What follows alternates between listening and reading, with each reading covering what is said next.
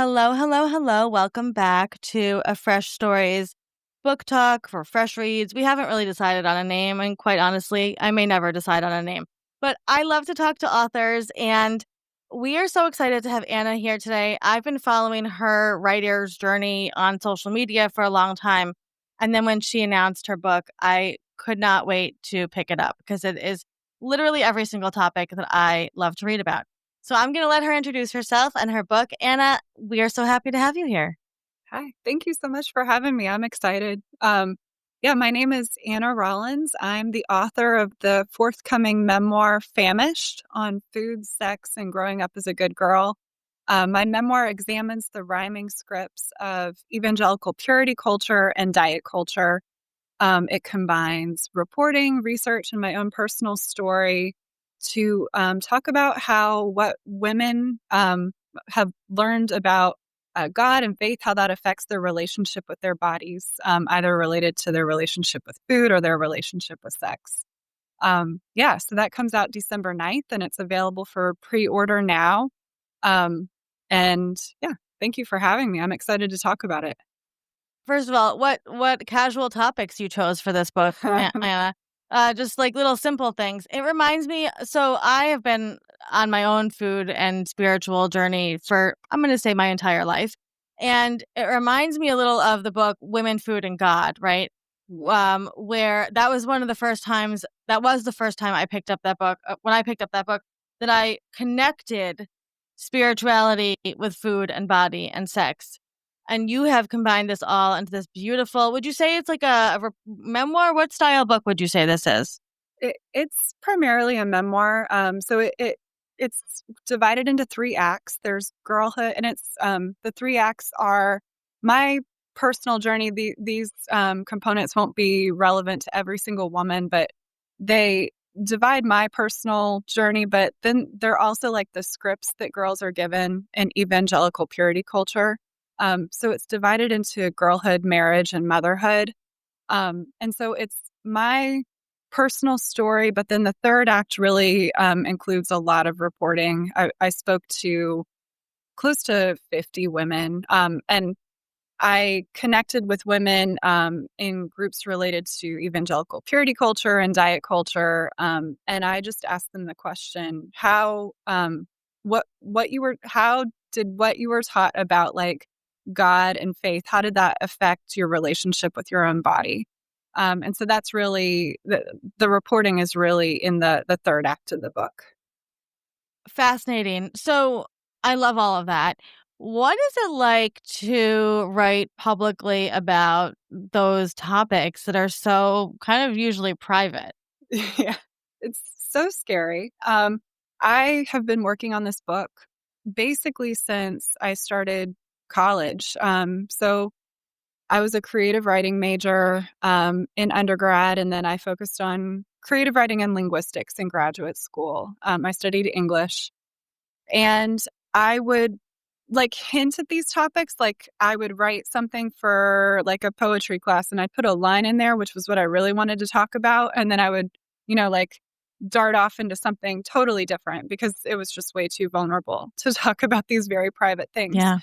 But on my own, I would just write about these topics constantly. And I always knew that if I had a book in me, it would be about food, sex, and God. But then I also thought to myself, I was like, well, I guess I'll just never publish a book because there's no way that I can ever talk about that in Yep. public. Yep.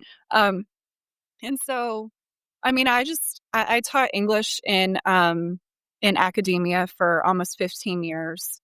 I kind of kept these obsessions quiet. I would write privately, and it would never go anywhere. I would never publish anything. I mean, like almost 15 years worth of writing that just never went anywhere. And then during the pandemic, I had just given birth to my second son. It had been a kind of a traumatic birth experience. The pandemic happened. My partner he worked in the hospitals. And so I just felt this, I almost felt like the world was ending or that it could end. And I had this moment where I just thought to myself, are you really going to like go your whole life and not write this thing that you really care about, like just because you're scared of what people will think of you. Like Yeah. and I th- I this probably sounds too dramatic, but I thought like we could all die. Like, are you really going to let what like the fear of what people will think of you stop you from writing this thing that you've been working on privately for over a decade? More than that. And so then I started really writing with like some fury. Like it was all in my free time, which I didn't have much of it because I was working remotely. I was teaching. My partner was he was working out of the house during the pandemic. I had two tiny children, but I was just writing like in the cracks of the day constantly. Um, and then I finished a draft and I I thought it was really good and I like believed in it. And so I started pursuing more education. Like I started hiring coaches and mentors and working with beta readers. I just really made it my mission to put it out there. And so it is scary, but also I know what it's like to it's not like a topic that I just chose arbitrarily one day. It's not like I woke up and I was like, "Oh, I bet people would like to read this thing." Like, it was this thing that has been inside of me my whole life, and I just finally decided that I cared enough about it to, put myself out there a little bit. I love that journey because I think it's so important for anybody who's a writer to hear that and hear the length of time that it took you and the development and that you invested in yourself, right? And you found there's so many, I mean, you and I are in a lot of the same writing groups and we see the same question come up all the time is how do you find time to write when you're a mother, right? And so I love that you are honest about it. It's hard, right? It took you 15 years to go from point A to point B. How has writing this book changed your relationship with your body? Oh, that's a good question. I think that, so I in order to get this book published, I had to there are so many paths to publication, but the path that I took was I started trying to place, essays in popular outlets so that I would, um, get eyeballs on my work, and that's eventually how I signed with my agent. And some of those essays were, vulnerable, like, I'm writing about disordered eating, I'm writing about all those issues on the internet, um, and I after many of these essays have come out, I've felt very self-conscious, almost like I wanna hide, like, feel vulnerable, but, in some ways, I have learned that I can withstand uncomfortable feelings and, like, possible judgment by publishing these pieces, like and that has translated to my relationship with my body because so much of what you learn in evangelical purity culture is, like, to cover up and, like, you're supposed to control people's perception of you. Like, in modesty culture, like, you dress in order to control men, like, to control their lust, to control so much of it is, like, you're just constantly thinking about the way you are perceived. And in writing publicly about my struggle with being so concerned about how other people perceive me, not being able to be an agent in my own body, to enjoy my own like desires, like not being able to go after those things and like putting that out there and like feeling vulnerable, that has helped me feel more comfortable in my own skin. If Yeah, that I makes love that. sense. Totally makes sense. Yeah, and I've been there with the internet, so I very much understand. It kind of gives you like a I don't give a fuck attitude about a lot of things. Yeah. Yeah, for sure. Okay, Anna, so who would you say this book is for? Yeah. So I dedicate it to my daughter, who so she was not born when I wrote this book. I signed with my agent. It was like within weeks of me finding out that I was pregnant with my daughter. And so I had already written the book proposal, we're on submission during my first trimester. My agent is like emailing me updates and I'm like throwing up. Um, and um, my I sign a book deal. My manuscript is due like 2 days before I give birth to my daughter. And then when I went through developmental edits, it was really helpful for me to like, when you're writing a first draft, I think it's helpful to not think about anyone other than yourself. Like you are writing what you need to write.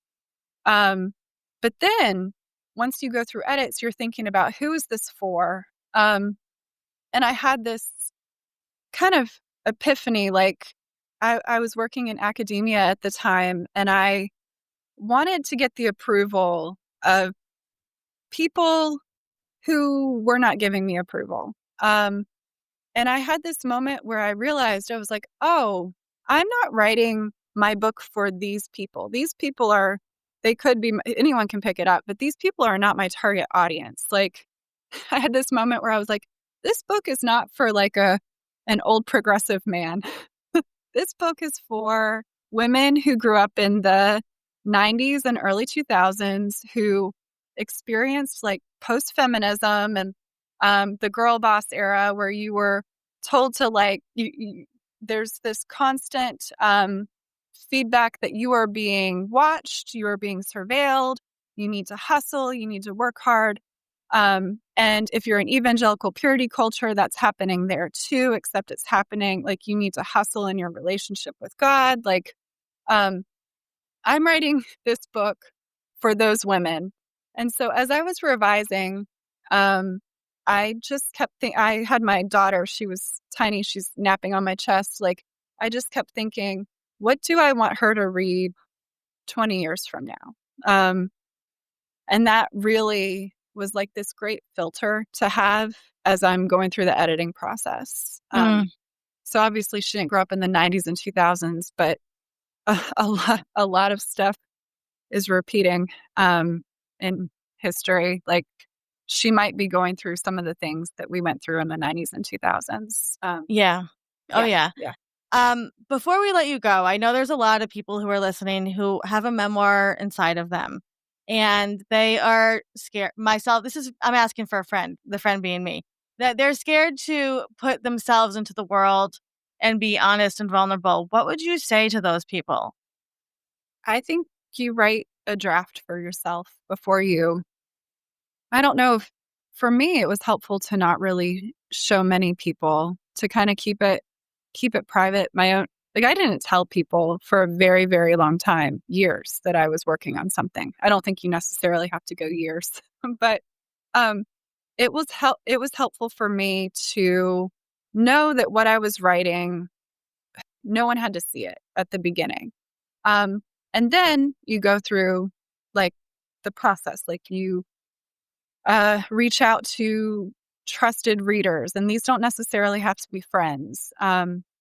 They can be people that you know, just like in a creative way. Like you slowly open yourself up, or at least that was the case for me, and that was helpful for me to like.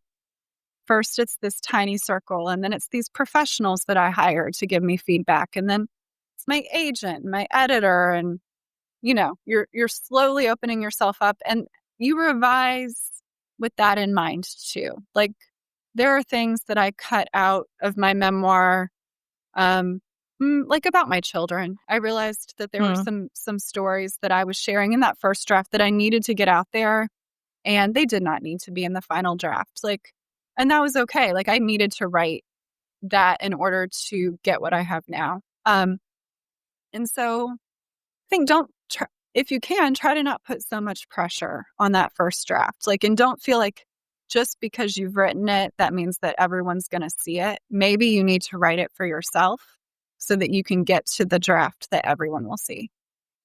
Oh, I love that advice so much. I'm going to clip that one out for everybody to listen Yeah. to. Anna, what again? Just remind us the title of the book and where we can Yeah. find it. Yeah, it's Famished on Food, Sex, and Growing Up as a Good Girl.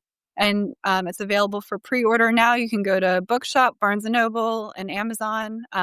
Yeah, thank you. Amazing, Anna. Thank you so much. We will have the link to purchase the book in the show notes, and go follow Anna on social media, support her, get the book, and we appreciate you being here. Thank you. Thanks for having me.